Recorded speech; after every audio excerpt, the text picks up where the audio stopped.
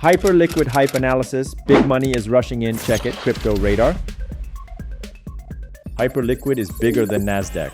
Here is what Jeffrey Sprecher, the CEO of the company that owns the New York Stock Exchange, had to say about Hyperliquid Crypto, a recently emerged, lesser-known crypto exchange run by a core team of just 11 people. On top of that, over the past few weeks, an unprecedented capital flight has hit Wall Street. Goldman Sachs slashed its Ethereum position by 70% and liquidated all its Solana and XRP just to pour money into this project. It's clear that Hyperliquid trading is emerging as a massive phenomenon, outshining Solana, Ethereum, and XRP and proving its immense potential to the market. And that is exactly what today's video Hyperliquid review is all about. In this video, we will focus entirely on HYPE Coin. Why is the market flooding it with cash? What makes HYPE Crypto Coin so attractive to institutional investors? Is this rapid growth a massive opportunity or just a buyback bubble? And most importantly, should you buy and hold Hyperliquid Coin right now? If you are a crypto investor interested in Hyperliquid hype and the latest prediction market trends, do not skip this video. Everything you need to know and everything the big whales want to hide from you will be revealed. I'm Crypto Radar. Stick around and let's dive right in. Crypto Radar. Why is everyone suddenly talking about Hyperliquid? 18 months ago, almost nobody on Wall Street had heard of this. Today, it's a top 9 cryptocurrency, trading at an all-time high around $62, up roughly 199% year to date. The name is Hyperliquid Crypto Coin. What is Hyperliquid and how Hyperliquid works? So, HYPE token is a decentralized exchange built on its own Layer 1 blockchain, specializing in perpetual futures trading. According to CoinDesk, Grayscale has released a report stating that the decentralized exchange Hyperliquid HYPE Coin is poised to become a financial services giant, challenging traditional derivatives and exchange markets through its blockchain infrastructure. The report notes that Hyperliquid generated approximately $800 million in revenue in 2025, with perpetual contract trading volume reaching $2.9 trillion and open interest totaling around $7 billion. What started as a crypto trading platform, HYPE 2026 has expanded into tokenized stocks, commodities, and prediction markets, laying the foundation for a truly global financial market that never closes. This isn't typical crypto speculation. This is a real business generating actual cash flow. And that's precisely why the establishment suddenly cares. But here's the moment that really put Hyperliquid on the map outside of crypto circles entirely. When SpaceX went public, Goldman Sachs led a syndicate of 21 banks. They ran a global roadshow. They charged SpaceX roughly $500 million in fees. Their job was one number, the price that clears the market. They said $135. Meanwhile, on Hyperliquid price prediction, a synthetic perpetual contract had been trading for 3 weeks based on nothing but trader belief. No shares, no roadshow, no banks. The night before the IPO, that contract was pricing SpaceX at around $162. The stock opened the next day and closed at $160.95. Score it, Goldman's syndicate with 21 banks and $500 million in fees missed by $25.95 or 19.2%. Hyperliquid's crowdsourced market with no banks, no fees, and no legal precedent missed by about $1. The amateurs beat the professionals on the largest IPO in history. That single event is why Hyperliquid price suddenly went from a crypto-native curiosity to something Wall Street can no longer ignore. Because of a permissionless, anonymous, Hyperliquid prediction markets can outprice Goldman Sachs on a $500 million pricing job. So in this video, we're going to break down exactly who is rushing into Hyperliquid crypto right now, why the bull case is more compelling than most people realize, what risks are quietly building underneath all that institutional enthusiasm, and whether you should actually buy Hyperliquid at these levels. Let's start with the money. Hype analysis. Big money is flowing into hype. So who's actually buying? The scale of this stampede is what demands an explanation. It started with the ETFs. Following Hyperliquid news today, in mid-May, 3 newly launched Hyperliquid ETFs have pulled in almost $172 million in net inflows. Bitwise's BHYP leads the HYPE ETF race with roughly $107 million in cumulative net inflows and $122.8 million in net assets, followed by 21 Shares THIP with $60 million and Grayscale's YPG with $8.6 million. Cumulative trading volume across the three products has approached $900 million. Here's the stat that matters. In their first 10 days, these ETFs absorbed 1.04% of HYPE's entire market cap. Compare that to Bitcoin's 0.59%, Ethereum's 0.41%, Solana's 0.31%. HYPE penetrated nearly 3.5 times faster than Solana. One Bitwise analyst called it the best single asset ETP launch since Bitcoin itself. Then there's Goldman Sachs, and this is where it gets interesting.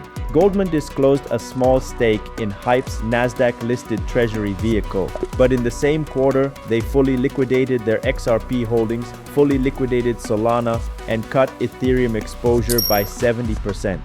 That's not a small decision. That's a full rotation, walking away from a generation of altcoins straight into HYPE Crypto Coin. And then there's the most aggressive bet of all, Hyperliquid Strategies, Nasdaq PRR, essentially the MicroStrategy playbook pointed at HYPE Crypto. It holds 20 million HYPE token with Bob Diamond, former CEO of Barclays, running the board.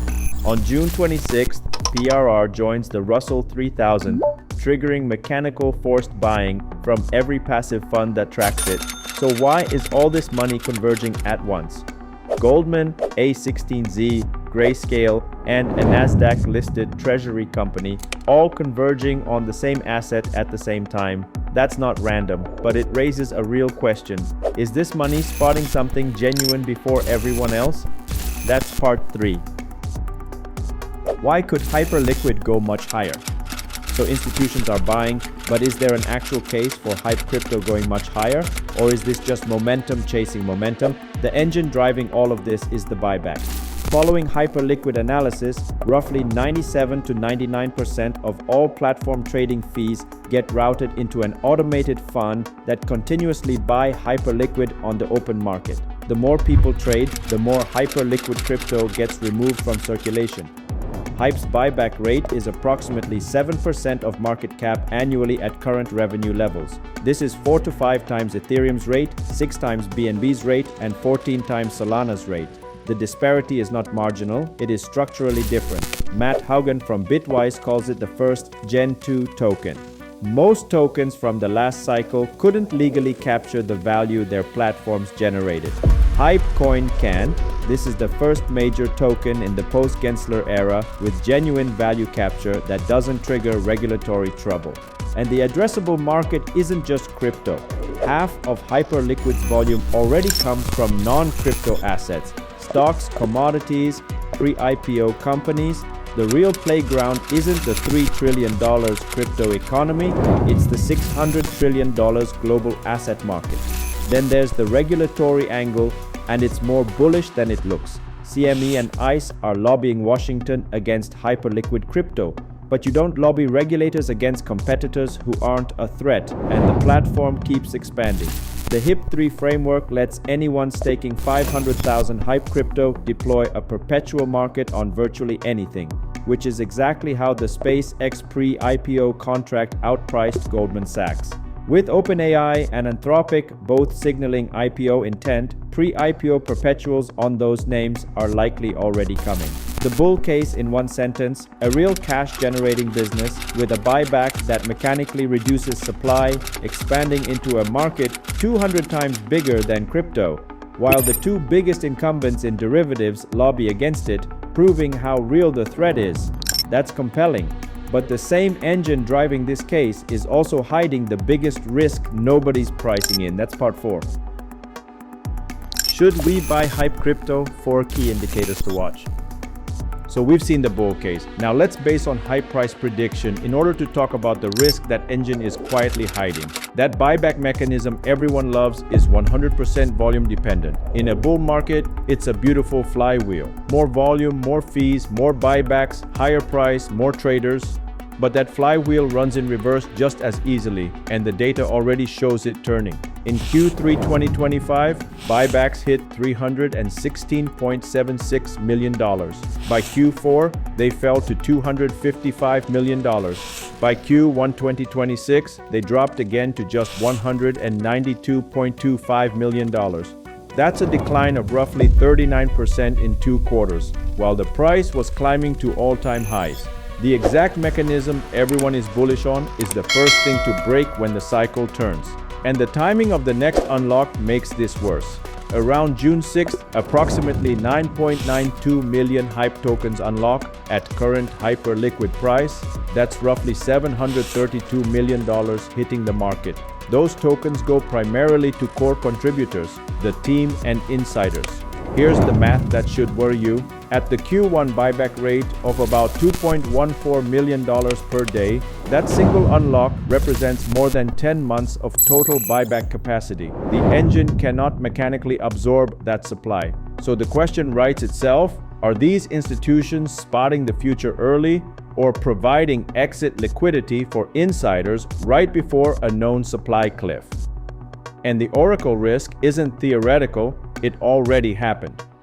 On May 28th, the synthetic SpaceX Perpetual crashed 45% in about 30 minutes, from roughly $2,277 to $1,254. The cause? A botched off-chain oracle feed that mishandled a stock split. The result? 405 users liquidated across 1,393 positions. These HYPE-3 markets, the exotic oracle-dependent ones, now account for around 40% of total platform volume. As Hyperliquid pushes deeper into this territory, that kind of break scales right alongside the money pouring in. On top of that, Kyle Samani of Multicoin Capital has publicly called Hyperliquid Binance 2.0. The network runs on just 27 to 30 validators for a platform processing trillions of dollars. Its core software is closed source. Even Grayscale's own bullish report flagged this as a risk to auditability. So here are the 4 indicators you actually need to watch. 1. The quarterly buyback figure.